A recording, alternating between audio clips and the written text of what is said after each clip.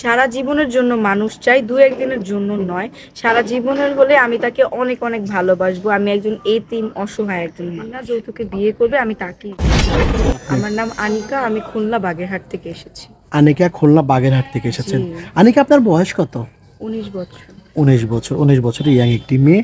কি করছেন, কিসে পড়ছেন?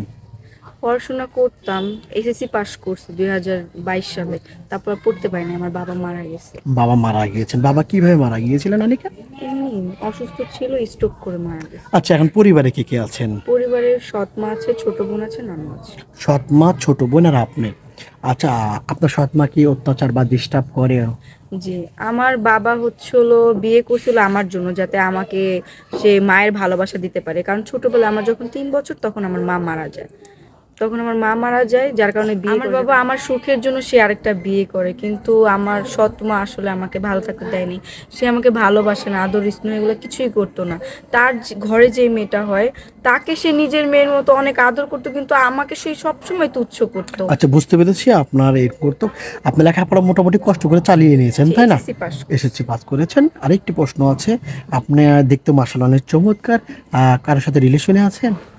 না, সিঙ্গেল আছেন। কেন রিলেশন করা হয় নাই? কারণ আমি তো হচ্ছিল সবসময় ঘরের কাজকর্ম করতাম। স্কুলে যে যাইতাম, আমার আম্মু আর কি অনেক করতো, পড়াশোনায় কখনো সায় দিত না, বলতো। তারপরও দৌড়াদৌড়ি করে তাড়াতাড়ি চলে আসতাম। আমি সবসময় মানে তাড়াহুড়োয় থাকতাম, কখন বাসায় যাব, বাসায় গিয়ে কাজ কাম শেষ করবো। তো এইগুলোর মধ্যে দিয়ে আমার আর ওইগুলোর চিন্তা ভাবনা চিন্তা না, আসতো। বুর্গা পরে স্কুলে যাওয়া আসা হতো নাকি নাকি এমনিতেই?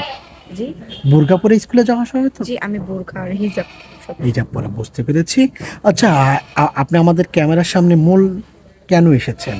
ক্যামেরার সামনে আসার একটাই কারণ, এখন যেহেতু আমার বাবা নাই, আমার আপন বলতে কেউ নাই, আর আমার সৎ মা আমার ভবিষ্যতের জন্য কিছুই করবে না। তো আমার নিজেরটা আমার নিজেই বুঝতে হবে। তো আমি আপনাদের ব্যাপারে অনেক শুনেছি যে আপনাদের মাধ্যমে আপনারা ভবিষ্যতের ব্যবস্থা করে দেন, বিয়ে করায় দেন। তো এই আর কি। মূলত এই জন্য এসেছেন। আচ্ছা, কেমন না পার্টনার চাচ্ছেন? আপনার পার্টনারটা কেমন হবে, বয়সটা কেমন হবে? পার্টনার তো লাইফের জন্য খুব গুরুত্বপূর্ণ, তাই না? অনেক পার্টনার। গুরুত্বপূর্ণ। আসলে পার্টনার যেমনই হোক, বয়স যেমনই হোক, চেহারা, এগুলো কোনো কিছু আমার কাছে ম্যাটার করে না। ম্যাটারটা হচ্ছিল সে ভালো একজন মনের মানুষ হতে হবে, সৎ হতে হবে, আমাকে যেহেতু দেখবে। আপনাকে বুঝবে। আর বয়সটা ইম্পর্টেন্ট না। না, বয়স যদি 35 40 হলেও ইম্পর্টেন্ট না। না, কোন ইম্পর্টেন্ট বুঝতে পারছি। আনিকা বাগেরহাটের মেয়ে। অনেকে আপনার সাথে যোগাযোগ করতে চাইবেন, কিভাবে যোগাযোগ করবেন? আপনাদের সাথে যোগাযোগ করলে আমাকে পাবে। আমাদের সাথে কেন? আমাদের সাথে আপনার সাথে যোগাযোগ করতে পারবে না?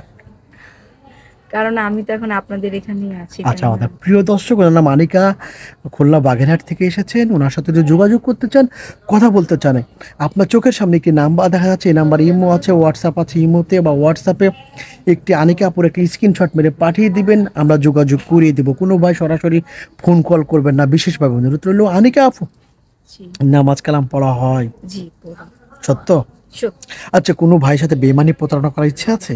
না, না, না, এগুলো করার তো ইচ্ছা নাই। কারণ এখন দেখেন, আমি তার সাথে কথাবার্তা বললাম, আমার ভরণ পোষণের দায়িত্ব সে নিল, পরে দিয়ে টাকা পয়সা নিয়ে তার সাথে কথাবার্তা না বলা আমি কি করব বলেন? আমার তো একজন মানুষ দরকার যে আমার দায়িত্ব নেবে, আমাকে দেখবে।